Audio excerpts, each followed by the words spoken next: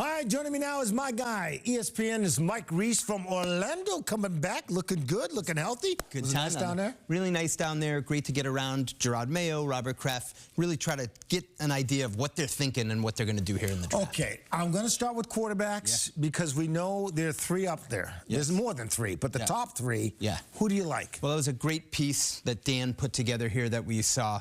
So I'm going to give you what I really like about Drake Maye and Jayden Daniels, and one thing that really concerns me about each of them. So Drake Maye, Steve, this guy looks like he was built in a quarterback factory. He is 6'4", 223 pounds, and when I think about playing in New England in mid-December and the wind is swirling, Drake Maye has an absolute cannon, so I like that aspect of him. So I think a little bit of Josh Allen, that's the upside. What concerns me about him is what? Is he had a great year in 2022. Not so much. He wasn't as good in 2023, so a little bit headed in the other direction, and he's younger. He hasn't played as much. Jayden Daniels, what I love about him, Steve, he can run, the athleticism, he can make plays off script, which is what this NFL is all about now, right? It's the hardest guys to defend. What's the but? What concerns me, Steve, is I watched 3 games of him to study, to talk about this, and in 2 of them, he was knocked out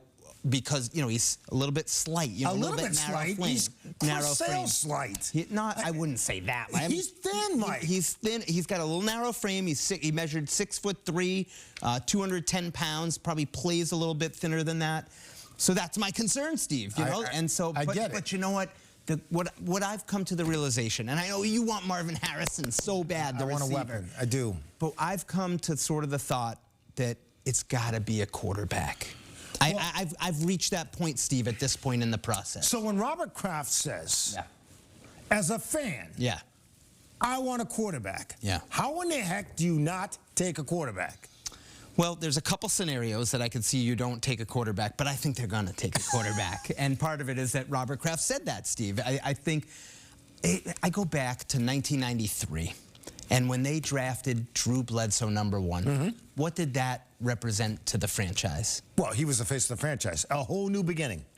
Thank you very much. You made my point. A whole new beginning. These guys, Jayden Daniels, Drake Maye, they're in that Drew Bledsoe conversation to me, Steve, and I think it gives you a new beginning, it gives you hope, and they're not perfect. That's the thing I would say. It's not like you draft them and you're all set, but it gives you a chance, Steve, and right now, without that, I mean, they're looking up at the rest of the league like they were in '93 before they drafted Drew. So they have the 3rd overall pick. Is there a lot of, obviously there is a lot of pressure on Elliott Wolf to get this right. Okay? Are you buying the fact when Jerod Mayo talks about, there's a possibility we could trade now?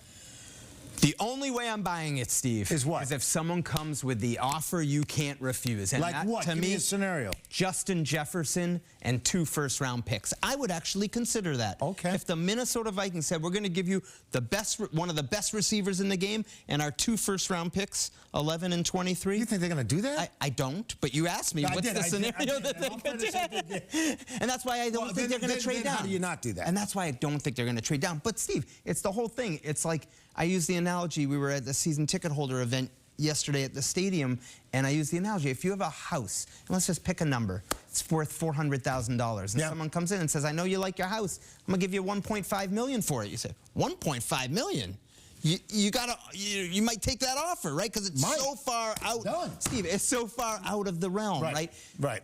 And that's Robert Kraft's point. Sometimes teams get desperate, and they might do something like that. Well, the Patriots in desperate mode.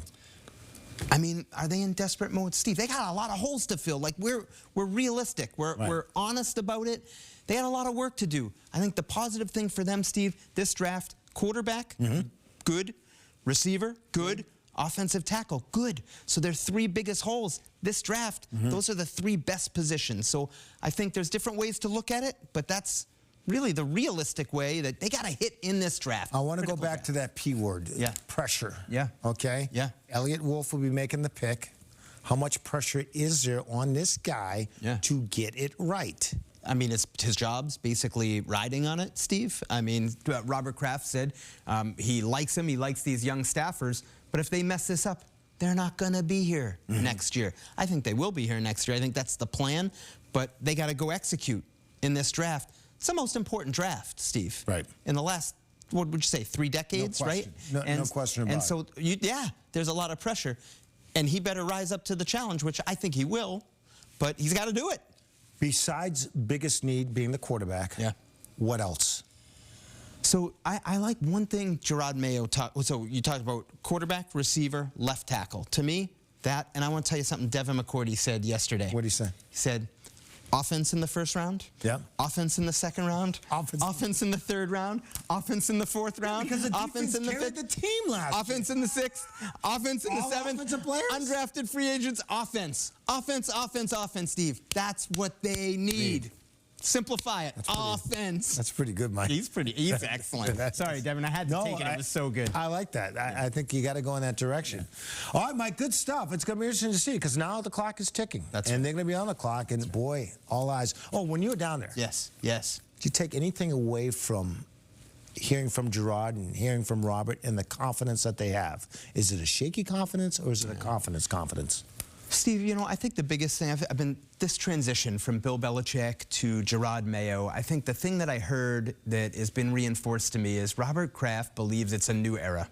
Like, these are new players coming into the league, and they need a different head coach that relates to them, that shows that they care about the players, right?